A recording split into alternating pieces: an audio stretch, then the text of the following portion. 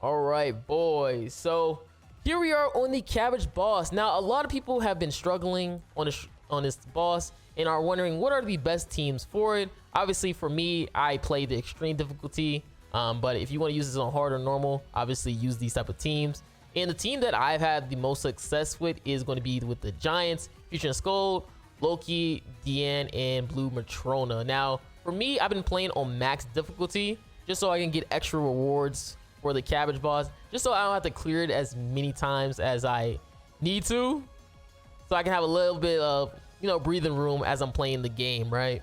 But again, if you do not have like the boxy C or the stats for your team, obviously just reduce the difficulty. Like, go to beginning to 0 if you really want to. But for me, as a person who want to try to clear the shop as fast as possible, I'm going to go to the maximum difficulty. Obviously, it's going to make it a little bit harder and the boss a little bit more tankier, but it's okay.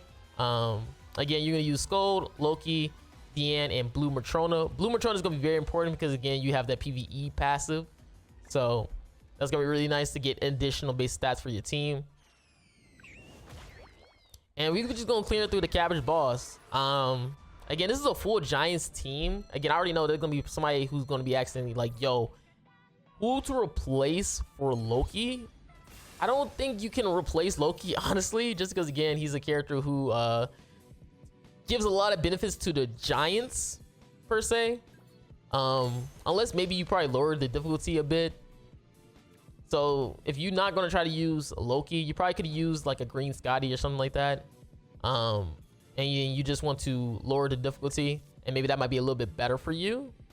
But again, you want to just attack the boss. Obviously, for this, for what I've been seeing after testing some teams, it seemed like remaining HP cards like Scold does a lot of damage towards this boss. So characters that I know that have like remaining HP are like Scold and Gelda. That's coming across my head. But you can't use Gelda really, or you're going to struggle using Gelda because, again, this boss has a anti-demon passive where he reduces 5% damage towards demons and he deals 5% more damage towards demons. So he has a very anti-demon passive. So this is how usually I start off with my cards. I start off with Scold, and you can see she's dealing high amounts of damage. And again, this is the highest difficulty, chat. This guy has a lot of stats. And you see, we're just brushing through it like it ain't nothing. That's why I say it's probably going to be very hard to try to replace Loki, just because he just does so much for the team. And obviously, we're going to go on to phase 2. Now, phase 2, I wouldn't say it's hard, but it has a very annoying gimmick. And you're probably going to notice right away after I kill him right here, because he has like a undead buff that you have to get rid of, and you have to get rid of all of them. Like, there's like 9 of them, so it becomes very annoying just because, again, he just stalls you. It's not because you did something wrong or anything like that. He just stalls you.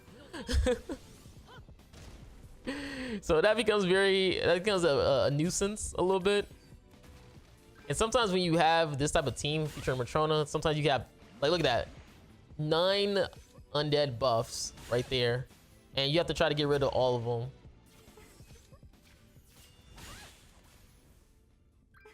So to get rid of this, it's either from the boss attacking or from you attacking. So this is where all you got to do is just spam attack cards, and you're gonna see the undead buffs go away. It don't matter which character you use, honestly, as long as you are targeting the boss itself.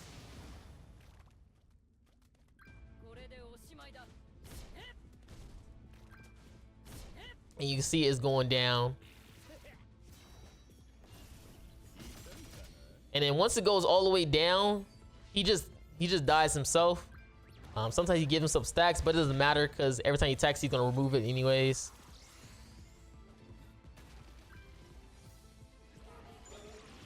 So even if he attacks, he's gonna remove his own. And then once we attack with all 4, pretty much he'll just be dead instantly. So I'm gonna leave it at that, and then I'm about to switch to the other team just because I only have one more chance left, and I want to use it on the Giants for you guys. I want to give you guys at least one more team you could try out. All right, boys. So the next team, or the last team you want to try out for the extreme difficulty of the cabbage, is going to be the collab team. Now, this team is, you want to run it on the lowest difficulty. Unfortunately for this team, it's not as broken as the Giants, where you can use the maximum difficulty and put this all the way to level 7. This team is just a free clear if you don't want to have any struggles playing the game. Unfortunately, this requires you to have majority of the collab units and even Sun Jin Woo, because Sun Jin Woo is super broken. But yeah, that's pretty much it. Again, most of the characters that I have aren't attack sets. I know Sun Jin Woo is like HP set right now currently, and then I also have Aqua at HP, Darkness at HP, and then Megumin is the only one who has like an attack set. I still gotta make UR gear for Aqua for my PvP video. So keep that in mind. And we're using attack food just so we can deal as much damage as possible. So we're gonna go into the cabbage fight. Again, this is for people who want to have a very simple and easy clear. Again, like I said before, the only thing when you have it at the lowest difficulty is you don't get the maximum amount of reward. So obviously it takes a little bit longer to clear the boss. So what you want to do is level up with Sun Jin Woo first, move your cards with Megumin, and then use your other 2 cards. And by phase 2, you should have your ultimate with Megumin to be able to just one-shot everything. And you guys get to witness what I meant during the Giant showcase of how the boss becomes super annoying with the undead passive. So we're gonna go into phase 2. Again, like I said before, you just pretty much want to ult with Megumin, and then just obviously attack with your other characters, just so you can clear those undead buffs. And you just want to keep clearing it.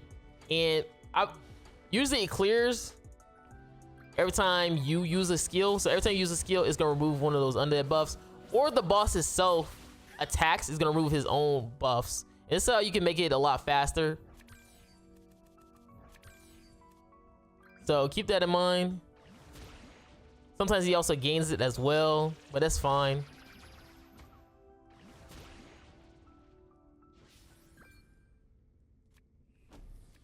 And we just want to use our skill up. And the next turn should be pretty much GG at this point.